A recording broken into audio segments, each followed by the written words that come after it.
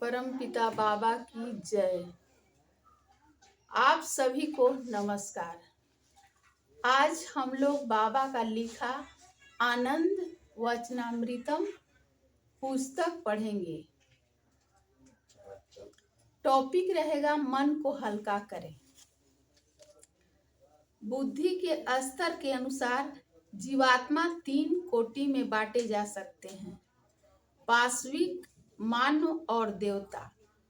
हम अपने मानव समाज में भी मानव संरचना में पशु, मानव संरचना में मनुष्य और मानव संरचना में देवता को पाते हैं। हम लोग की साधना क्या है? हम लोगों का आध्यात्मिक अभ्यास क्या है? साधना पशु स्तर से मानव स्तर और मानव स्तर से देवत्व के स्तर तक एक अग्रगति है और अंत में यह देव मानव, यह देवी सत्ता परम पुरुष के साथ मिलकर एक हो जाता है। वह विशेष बिंदु जहाँ देवता परम पुरुष के साथ मिलकर एक हो जाता है, वह उसके संपूर्ण जीवन यात्रा की अंत बिंदु हो जाता है। इसलिए यह अग्रगति है, यह गतिशीलता है। मानव जीवन में किसी को भी जड़ता के सिद्धांत को प्रश्रय नहीं देना चाहिए, इसका समर्थन नहीं करना चाहिए। गतिशीलता ही जीवन का नियम है, मानव जीवन का विधान है।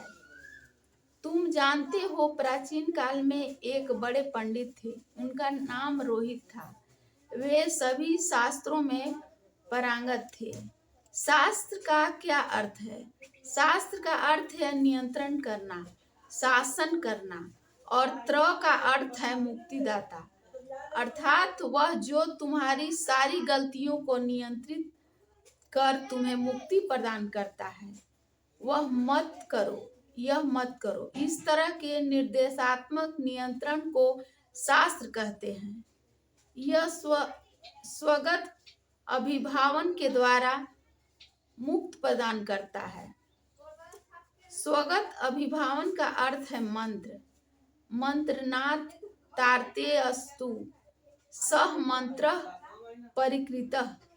मंत्र ध्वनियों का वह समूह है जिस पर ध्यान करने से मुक्ति प्राप्त होती है। अतः रोहित सभी शास्त्रों में पारंगत था।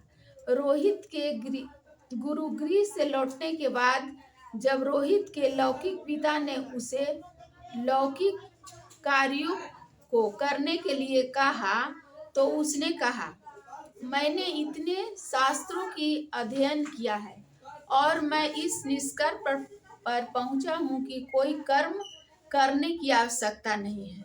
हमें कोई कर्म नहीं करना चाहिए। हमें ज्ञान चर्चा में ही सब स्वयं संलग्न रहना चाहिए।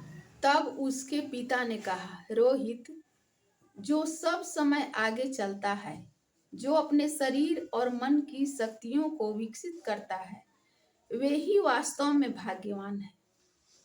उस उद्यमी मनुष्य का पसीने से सराबोर शरीर अत्यंत सुंदर दिखता है। उस पसीने से लथपथ शरीर में एक विशेष विश्व मोहकता विद्यमान रहती है। देवताओं के राजा इंद्र भी उस उद्यमी मनुष्य से मित्रता करने के लिए लालायित रहते हैं। इसलिए हे रोहित, आगे बढ़ो, आगे बढ़ो, आगे बढ़ो। जीवन एक गतिशील शक्ति है। यदि कोई मनुष्य कर्म नहीं करता, यदि कर्म करने से कोई भयभीत होता है, तब उसका भाग्य भी सोया रहता है।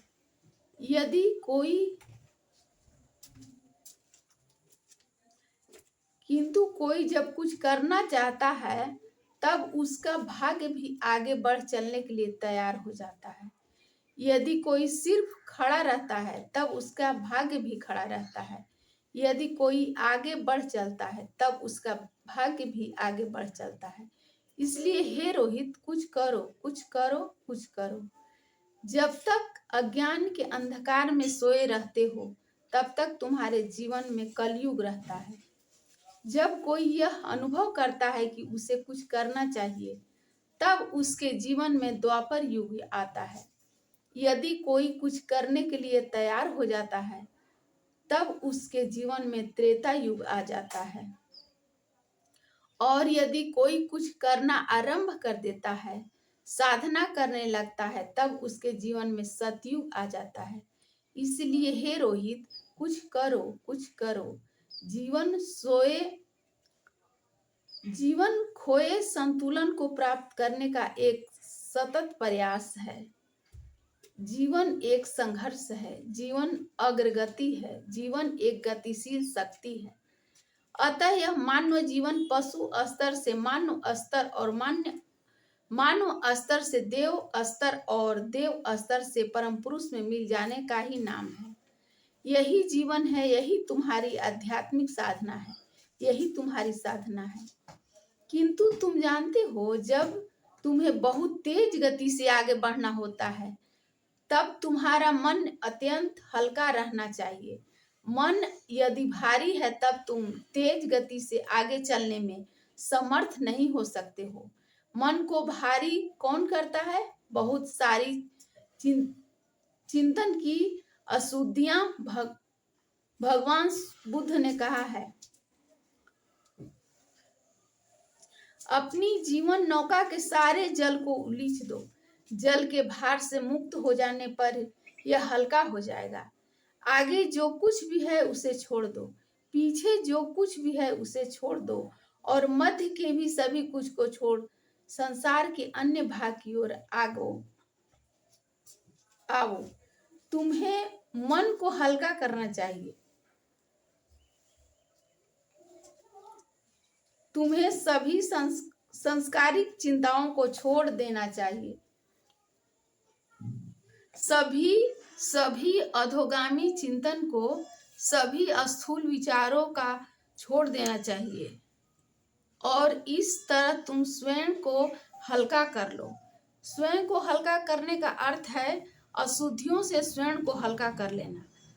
चुंबक लोहे के टुकड़े को आसानी से आकर्षित कर सकता है, किंतु यदि लोहे के टुकड़े में अशुद्धियां भरी है तब वह चुंबक लोहे के टुकड़े को नहीं भी आकर्षित कर सकता है। अतः परमात्मा परमपिता तुम्हें निरंतर आकर्षित कर रहे हैं, किंतु तुम्हारे जागतिक अशुद्धियों से भरी रहने के कारण तुम उनकी ओर नहीं खींच पाते हो। अब मन को कैसे भार मुक्त किया जाए? मन को कैसे हल्का किया जाए? मन को जागतिक अशुद्धियों से कैसे मुक्त किया जाए? इसका एकमात्र उपाय है पीड़ित मानवता की सेवा में अपने को नियोजित करना। इस सेवा में किसी प्रकार के जाति, धर्म, मजहब या लिंग का भेद नहीं रहेगा। अतः तुम्हें साधक होने के नाते यह अवश्य स्मरण रखना चाहिए कि तुम्हारा जीवन धर्म है, पदार्थ से भाव और भाव से आत्मा की ओर आगे बढ़ना और आत्मा को परमात्मा की ओर आगे बढ़ना, यही तुम्हारे जीवन का धर्म है। और इस धर्म का आचरण करते समय तुम्हें समग्र मानवता की निस्वार्थ सेवा करनी होगी। तुम्हें इस तत्व को नहीं भूलना है। यदि तुम जगत को निस्वार्थ सेवा देने में सफल हो जाते हो, निश्चय ही तुम अपने आध्यात्मिक जीवन में प्रगति करोगे। शुभमस्तु। नमस्कार। परमपिता बाबा की जय। अब अगले भाग बाद में बोलेंगे।